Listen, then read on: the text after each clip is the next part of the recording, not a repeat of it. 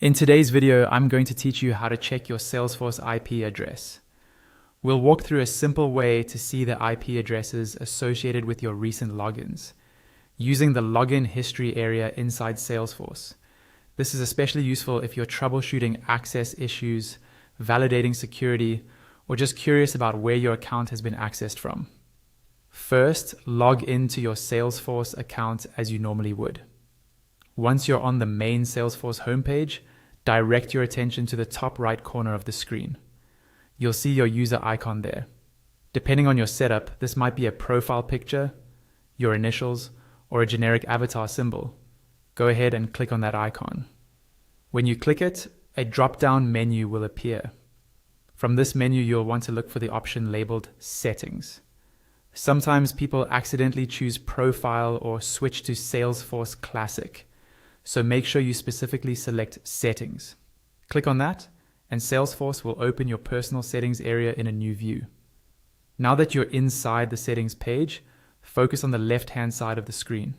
You'll see a vertical panel that contains a lot of different configuration options grouped into sections.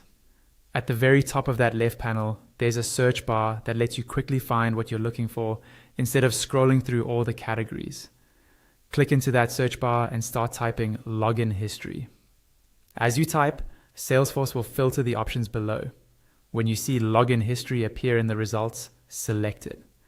This is the place where Salesforce records details about recent logins to your account. After you click on login history, look over to the main area on the right side of the screen. Here, Salesforce will display a table with your recent login attempts.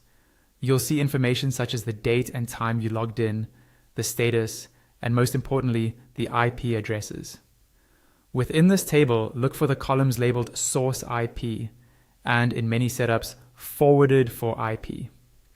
The Source IP shows the primary IP address that Salesforce detected when you logged in.